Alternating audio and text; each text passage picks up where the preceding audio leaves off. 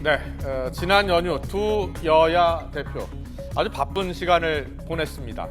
특히 지난 23일 봉화마을에서 열린 노무현 전 대통령의 6주기 추도식에 나란히 참석한 두 대표, 난감한 상황에 봉착하기도 했죠. 바로 노건호 씨의 추도사 때문이었습니다. 먼저 논란이 됐던 추도사 내용부터 먼저 보시겠습니다. 권력으로 전직 대통령을 죽음으로 몰아넣고 그로도 모자라 선거에 이기려고 국가기밀문서를 뜯어서 읊어대고 국정원을 동원해 댓글 달아 종북몰이 해대다가 아무 말 없이 언론에 흘리고 불쑥 나타나시니 진정 대인배의 풍모를 뵙는 것 같습니다. 네, 이런 작심 발언에 김무성 문재인 대표 역시 당황했을 겁니다. 지난 2월에 이어 두 번째로 봉화마을을 찾은 김무성 대표. 광주 방문에 이어서 또다시 물 세례를 받았습니다. 문재인 대표 역시 추도식 이후 오히려 계파 갈등 청산 작업에 스텝이 꼬인 모습입니다. 네, 그렇다면 이 두 여야 대표는 앞으로의 상황을 어떻게 헤쳐나갈 수 있을까요? 자, 두 대표의 엇갈린 전국 해법을 살펴보도록 하겠습니다.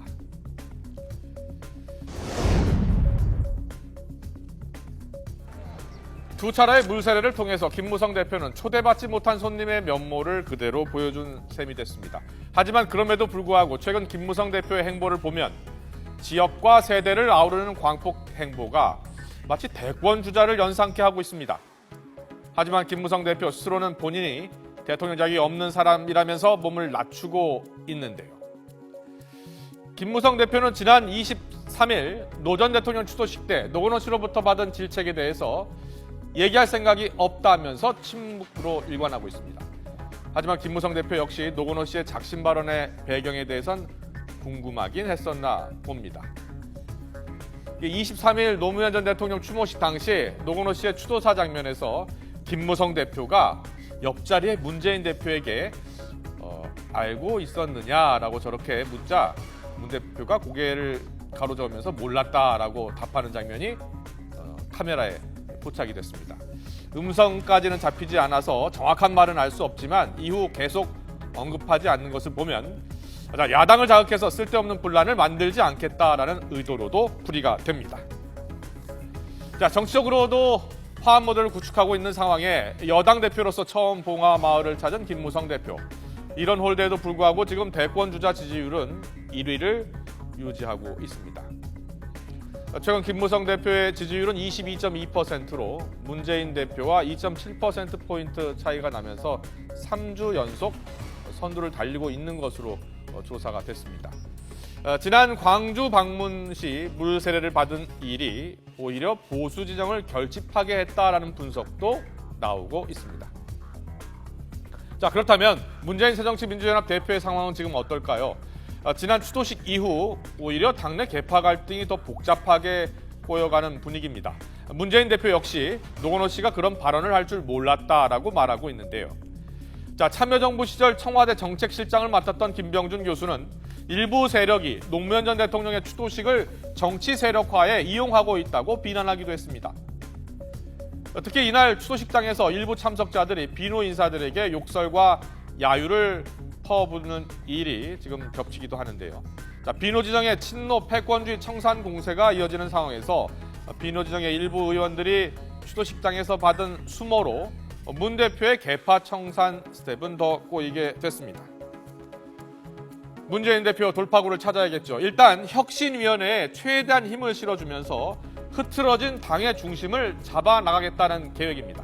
단 혁신위원회 위원장에 김상곤 전 경기교육감이 맡게 됐죠. 하지만 혁신위의 혁신 방안을 놓고 비노계 또 486 의원들이 반발하고 있어서 순항할 수 있을지는 좀 더 지켜봐야 할 것 같습니다. 특히 김성곤 위원장이 구상하고 있는 혁신안이 비노 진영 의원들의 반발을 사고 있는데요. 호남 및 486 의원들에 대한 물갈이와 계파 등록제를 하자는 것이 주요 내용인 것으로 전해지고 있습니다.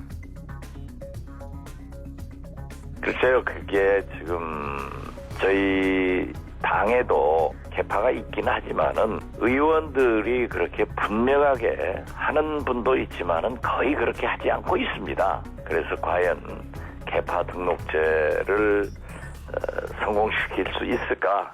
이런 문제에 대해서는 저는 좀 어렵게 봅니다. 그런데 그렇게 호남 486 이렇게 집어가지고 물갈이 대상으로 정해놓은 것처럼 얘기를 하는 것은 또 다른 당내 분란을 가져오는 길이고, 네, 특히 혁신위 활동이 본격화되고 내년 총선 공천 등 민감한 부분을 건드릴 경우엔 언제든 개파 간 정면 충돌이 불거질 수 있습니다. 출발도 아직 하지 않았는데 사실 혁신위원회라는 게 지금 왜 새정치민주연합이 국민들로부터 지지를 못 받느냐, 거기서부터 출발해서 그럼 어떻게 할 것이냐, 이런 문제에서 이제 차근차근 이제 문제를 풀어나가야 되는 상황인데 지금 바로 결론부터 지금 나온 형국이에요. 물론 그게 아마 김상곤 위원장이 한 이야기는 아닌 걸로 알고 있습니다만은 일단 어쨌든 간에 지금 딱 의도 자체가 이미 딱 호남 물갈이와 486 물갈이 이런 식으로 규정되어 나오면 예를 들어서 누가 이제 앞으로 이 혁신위에서 나온 안들을 과연 수용하겠는가, 이런 것에 대한 의문들이 이제. 연휴가 끝난 이후 두 여야 대표의 행보를 둘러싼 전국 상황은 확연히 달라 보입니다. 자, 두 대표가 자신 앞에 놓인 난관을 극복하는 방법 역시 국민들에게는 리더십을 판단하는 또 다른 잣대가 될 것임은 분명해 보입니다.